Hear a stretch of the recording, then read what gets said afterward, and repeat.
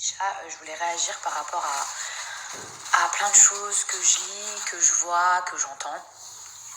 Vous savez que c'est pas dans mes habitudes parce que j'ai horreur de faire ça. Mais je pense qu'il y a tout le monde qui attend des réponses un petit peu de ma part parce que en fait c'est trop facile que ça vienne toujours d'un côté et jamais de l'autre. Et le problème c'est que quand vous répondez pas, en fait les gens du coup ils se contentent que d'une version et du coup ils pensent que c'est l'autre personne qui a raison. Vous voyez ce que je veux dire? Alors que moi si je réponds pas c'est parce que en fait je sais qui je suis, je sais ce que j'ai fait ou ce que je n'ai pas fait et du coup soit on me croit soit on me croit pas, mais j'ai pas besoin de me justifier parce que pour moi quelqu'un qui se justifie trop c'est quelqu'un qui a des choses à se reprocher. Les gens qui n'attendent que ça, de toute façon ils ne vivent que pour ça et du coup je pense qu'ils vont être servis. On va commencer par Sam Zira. Ce cher Sam qui d'apparence a l'air tout gentil, impartial, très juste, ce qui est tout sauf son cas. J'aime pas les gens qui font semblant d'être gentils et qui au final essayent de vous piéger. Donc c'est pour ça que moi j'ai arrêté de faire des interviews depuis longtemps. J'en ai fait dans le passé, vous pouvez aller sur YouTube, vous allez en retrouver. J'en ai fait dans le passé, j'en fais plus. Tout simplement parce qu'aujourd'hui si j'ai quelque chose à dire, je prends mes réseaux sociaux pour m'exprimer et je ne laisse plus les gens en fait faire des clics sur mon dos.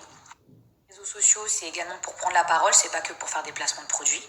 La seule fois où j'ai fait des interviews ces dernières années, c'était lors des conférences de presse organisées par W9. D'accord? Quand vous faites une émission, ensuite il y a toujours plusieurs journalistes qui viennent et qui font des interviews sur vous et qui vous posent pas mal de questions sur le programme. Et c'est vrai que moi je demande toujours à ce qu'il y ait quelqu'un de W9 à côté de moi, tout simplement parce que je sais que les journalistes, ils vont dire oui, on a des questions sur le programme et au final, ils vont toujours poser des questions qui sont là pour foutre la merde. Voilà, très clairement, ils ont envie que vous balancez un truc sur quelqu'un, etc. parce qu'ils veulent faire des vues. Ce que je peux comprendre, mais du coup, moi, j'ai du mal à adhérer à tout ça. En réalité, moi, j'ai pas de problème avec plein de journalistes. J'ai un problème avec Sam Zira. Parce que Jeff Lang de VIP, j'ai jamais eu aucun souci. Les autres journalistes, j'ai jamais eu aucun problème. Mais Sam Zira, pour moi, c'est quelqu'un de fourbe qui vous pose des questions pièges.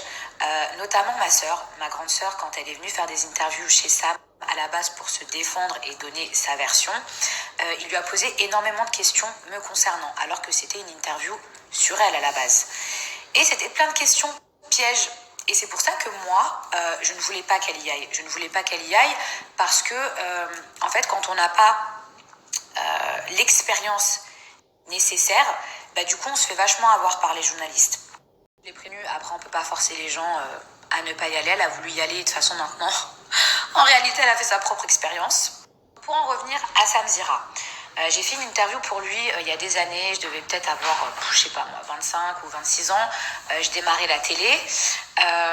Et ensuite, j'ai arrêté de faire des interviews. Tout simplement, comme je vous ai dit, parce que j'avais ma chaîne YouTube, parce que j'avais mes réseaux sociaux et que si je voulais m'exprimer sur quelque chose, il n'y avait pas mieux, en fait, que moi pour exprimer ce que je ressens. Et c'était pas j'ai pas besoin d'un journaliste pour m'aider à parler. Au contraire, les journalistes, la seule chose qu'ils auraient pu faire, c'est relayer ce que j'ai dit. Mais bon, bref.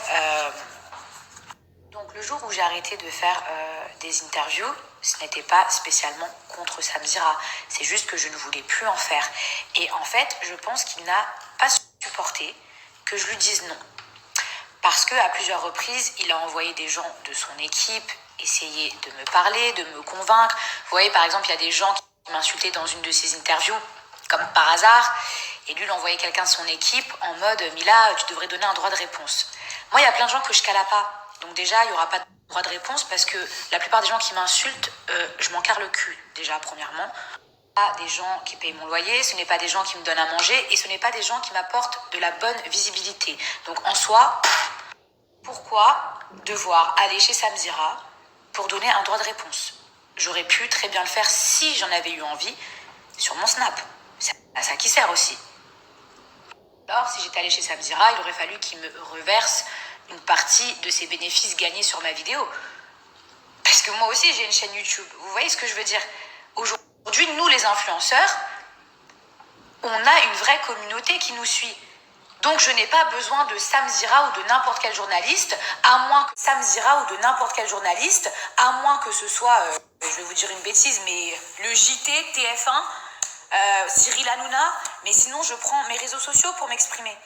Pas c'est l'erreur que beaucoup de candidats font, mais à la limite, ça les regarde et ils font ce qu'ils veulent de leurs réseaux sociaux. Tout ça pour dire que Sam Zira, ce qui s'en est suivi ensuite, c'est qu'il n'a pas arrêté de faire un tas d'interviews où j'avais l'impression en fait qu'il cherchait la moindre petite bête. C'est-à-dire qu'il a invité des gens juste pour qu'ils parlent de moi. Et dans le titre, alors si vous allez dans sa chaîne, s'il vous plaît, t'as vu, je vais te faire de la pub, Sam, allez sur sa chaîne YouTube et vous allez voir le nombre de fois, et essayez pas d'effacer, allez voir le nombre de fois où dans ces titres, il y a mon nom qui est écrit. Si ça, c'est pas de l'acharnement, bien évidemment, il a écrit mon nom parce qu'il savait que automatiquement ça ferait le buzz et que ça ferait des clics. Mais est-ce qu'on peut comprendre que moi, de mon côté, j'ai pas envie d'entendre parler d'un mec qui veut juste faire des clics sur mon dos en parlant mal de moi ou en incitant les candidats à mal parler de moi? Normal que je ne collabore pas et que je ne contribue pas et que je ne sympathise pas avec cet homme. Et à ma grande surprise, parfois, je sais qu'il faisait exprès de poser des questions et il s'attendait à ce que certains candidats me terminent ou lâchent leur venin. Et franchement, ces derniers temps, il n'y avait que des bonnes surprises. C'est-à-dire que lui-même, il était comme ça. Oui, et comment Mila, elle est dans la vraie vie ou dans l'émission? Et tu vois, ça se voit qu'il s'attendait à ce que la personne dise « Oh mon Dieu, Mila est exécrable ». Et à chaque fois, il y avait toujours des réponses comme « Mila, elle m'a défendue, Mila, elle a été adorable ». Par exemple, l'interview d'Inès. La petite Inès, que j'embrasse, elle a fait un programme avec nous, le cross. Ok, ça s'est pas spécialement bien passé pour elle. Il y a des gens avec qui elle ne s'est absolument pas entendue. Et il a insisté par rapport à moi. Inès, raconte-nous par rapport à Mila. Mais Mila, elle est comment? Et Mila, elle t'a défendu? Et Mila, elle t'a déçu? Vous voyez, des questions, t'as vu, exprès pour que la personne, Et franchement, elle lui a fait fermer sa bouche. Elle lui a dit, Mila, c'est une des rares qui ne va pas accaparer. Là, c'est une des rares qui ne va pas accaparer la caméra. Pour elle, il y a le soleil qui brille pour tout le monde et elle va donner des conseils, elle peut t'aider. Et Mila, c'est vraiment une des rares, en gros, qui m'a aidée. Voilà ce qu'elle a dit, mot pour mot, Inès. De toute façon, l'interview, elle est encore en ligne. Et il y a pas mal de personnes où Sam a essayé de les piéger en posant des questions un petit peu vicieuses à mon encontre, qui ont pris ma défense et qui ont dit du bien de moi. Tu vois, comme quoi... Mais après, c'est sûr que si tu interviews que des gens avec qui je m'entends pas, ils vont pas forcément dire du bien de moi. Je pense qu'il y a un moment donné où quand on parle de harcèlement, il faut arrêter de contribuer aussi à cela. C'est-à-dire que tu prônes avoir des valeurs, de défendre les candidats, c'est faux. Tu es une putaclic, d'accord? Tu ne défends pas les candidats. Ce qui m'a réellement fait sortir de mes gonds aujourd'hui, c'est que j'apprends que pour la énième fois, mon ex, le psychopathe, est parti faire une interview encore chez Sam Zira pour encore dire du mal de moi. Il y a un moment donné où en fait il faut arrêter. Et ensuite c'est moi qui passe pour la harceleuse, moi qui dis rien. Moi qui m'exprime même pas pour la forceuse, pour l'acharnement. Mais il y a un moment donné où mais allez vous faire soigner réellement. Maintenant je vais clôturer le sujet de Sam Zira. Sam Zira arrête de parler de moi, d'accord, va faire du buzz, va faire de l'argent, va faire des clics sur le dos d'une autre personne, s'il te plaît, ça fait des années, il y a un moment donné, faut que tu te ressaisisses, il serait temps de grandir, t'as vu, lâche les gens un peu. Donc la fameuse personne qui l'a encore interviewé, c'est mon ex, voilà, j'avais pas envie de parler de lui parce que je voulais surtout pas, mais surtout pas lui donner cette visibilité qu'il attend, parce que ça fait des jours et des jours qu'il ne peut pas s'empêcher de prendre